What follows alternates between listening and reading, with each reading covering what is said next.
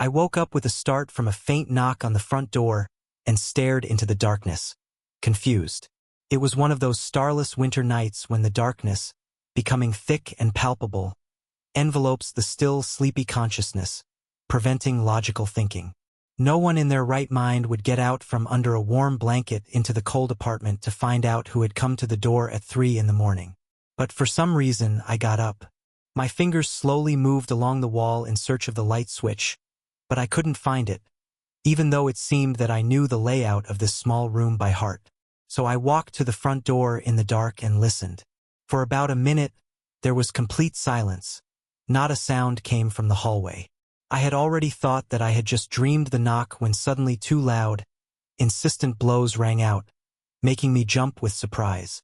This was outright insolence, and my fear turned to anger. I turned the key sharply and threw open the door. The landing was empty. There was no echo of footsteps above or below from the prankster who had decided to amuse himself in such a strange way. At the time, I didn't think much of it, since I lived on the 2nd floor and someone could easily have jumped out of the building while I was unlocking the door, although they would have had to be very quick. Shivering from the cold that rushed into the apartment, I quickly locked the door and finally turned on the light in the hallway. The simple layout of my one-room apartment was conducive to strong drafts, so the kitchen, separated from the room by only a thin wall, was usually closed tightly with a door with a sturdy Soviet latch. Obviously, I had forgotten to do so yesterday, as the door was slightly ajar. The adrenaline had already subsided. My brain was slowly falling asleep, so my hands automatically closed the bolt, and my obedient legs carried my sleepy body back to bed.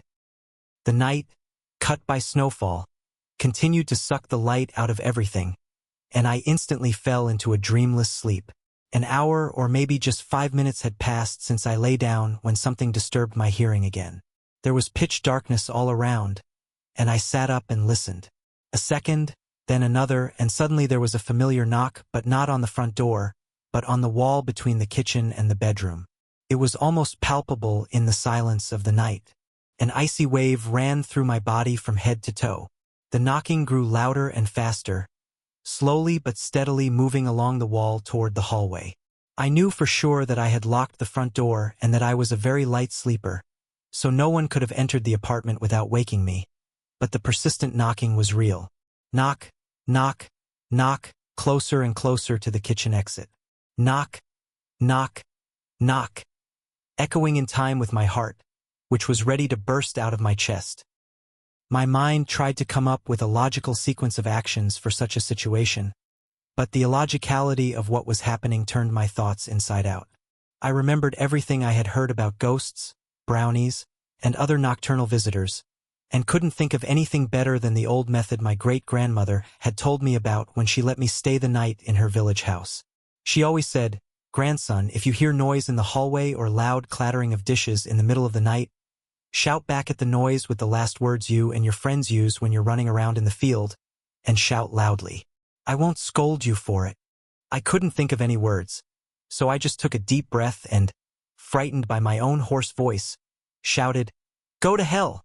The knocking stopped for a moment, then a shrill, falsetto laugh came from behind the wall, followed by tapping, much louder and faster, rushing toward the front door. I jumped out of bed in terror and ran out of the room on wobbly legs. The latch was still securely closed. As I frantically jumped into my clothes, not caring about looking neat, the tapping reached the door. We both fell silent. I could clearly hear heavy breathing coming from the other side. The silent scene continued for a couple of minutes, and then the door was shaken by a powerful blow. Pieces of old plaster fell from the ceiling. The hinges creaked loudly, but the thick bolt held. Another blow followed, then another, but this time at the window. The glass rattled, and the window frame opened.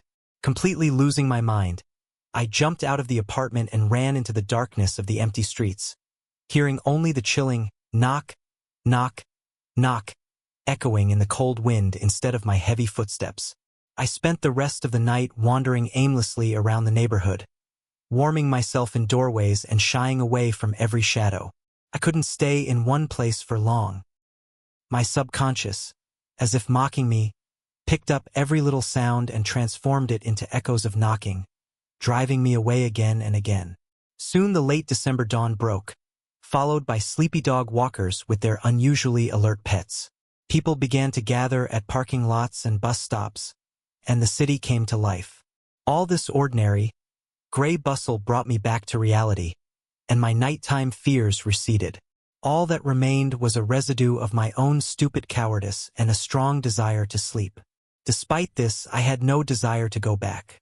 The irrational fear of the previous night was still lingering, but common sense told me that my home was my damn fortress. I had to try to prove it first and foremost to myself. Slowly, stretching every second of the journey into something disproportionately long, I returned. The road, only a couple of blocks long, took almost an hour. As I got closer to my home, my anxiety grew, so for safety and to boost my confidence, I invited a friend who lived nearby to come over, under the pretext of helping me prepare for some upcoming repairs. Encouraged by his quick agreement, I entered the building and a few moments later was standing in front of my front door, listening for sounds. It was quiet inside.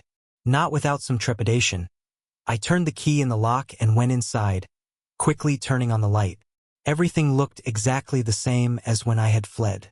From the hallway, I could see the unmade bed in the room, and scattered on the floor were some things I had dropped in my haste to get ready. The kitchen was still locked. Taking a deep breath, I slowly pushed the latch, trying to do it as quietly as possible, and then, gathering all my courage, I threw the door open. Everything was in its place. Feeling bolder, I went inside, looking around, checking the door from the inside, the window frame, and the floor. There was no sign of anyone having been there during the night. Then my attention was drawn to the wall separating the kitchen from the room. Moving away from the window, I tapped lightly on it, trying to reproduce the sound I had heard during the night. Tapping, I began to slowly move toward the door. Knock, knock, knock. Go to hell. A loud cry suddenly rang out from the room. I froze. It was my own voice, but with a completely unnatural squeak. For a few moments, I stood frozen in fear, then rushed toward the exit, swinging my shoulder against the kitchen door. Old plaster crumbled, but the door wouldn't budge. The latch was locked from the other side. I stood there, staring blankly ahead, breathing heavily as I tried to comprehend what was happening. My cell phone, which I had left on the shelf in the hallway, rang. The melody rang loudly for a couple of seconds, then stopped. My voice on the other side of the door calmly canceled the meeting with a friend who, as far as I could make out, was calling to say he was running a little late but would be there any minute. That was the last straw. Terrified, I backed away from the door, jumped onto the windowsill, and opened the kitchen window. I had to get out of there any way I could. A considerable snowdrift had accumulated below over the past month, and the second floor wasn't that high off the ground. So without a second thought, I jumped forward, but my unbuttoned jacket caught on the edge of the window handle. The frame with the glass slammed shut with a loud bang, and the sharp jerk slightly changed the trajectory of my fall, and I hit the ground quite painfully, landing far from the center of the snowdrift I was aiming for. Cursing and holding my bruised side, I somehow got to my feet and was surprised to discover that this mistake had probably saved my life. In the center of the snowdrift, slightly covered with yesterday's snow, stuck out a sharp piece of a rusty iron pipe, which, if not for chance, would have easily pierced me through. Perhaps it was just a coincidence, but at that moment, my panic-stricken mind immediately connected the events that had taken place in the apartment and this piece of pipe into a single fatal chain. Someone's malicious plan had tried to lead me across a thin bridge between thousands of possibilities, straight to my death. That's what I thought at the time. It was this realization of outside interference that gave me strength, giving rise to a kind of noble anger. I didn't run away in panic, but thought. Returning to my building and sitting down near my door, I pondered. For a long, long time, I sorted through everything that had happened, placing it on imaginary shelves of sanity. Day turned to evening, and not a sound came from the apartment. The cold and drowsiness weighed heavily on me, and, as luck would have it, not a single useful thought came to mind. An hour had passed since I last stood up, pacing the landing. Sleep was overwhelming me, and only the bone-chilling cold seeping through the drafty windows of the stairwell kept me awake. Finally, I realized that I had no strength left. I was exhausted, hungry, terribly cold, and about to fall asleep right there on the floor. All of this completely overwhelmed my fear, pushing it into the background. The keys to the apartment were inside, so I couldn't think of anything more idiotic than to simply knock on my own door, leaning exhausted against the wall next to it. Less than a minute later, the door suddenly opened slightly. Vaguely aware of what I was doing, I grabbed the handle, yanked it toward me, jumped into the apartment, and slammed the door shut, locking it from the inside. My legs buckled with fear, and I sat in the pitch-black hallway, breathing heavily and waiting for my fate. Suddenly, there were two loud bangs from the stairwell, followed by a disappointed, shrill sigh. Then there was a ringing silence. I couldn't quite believe what had happened, but gradually realized that it was all over, that I had somehow managed to win this strange, hellish game, and then I heard a faint knock on the door of my neighbors across the hall.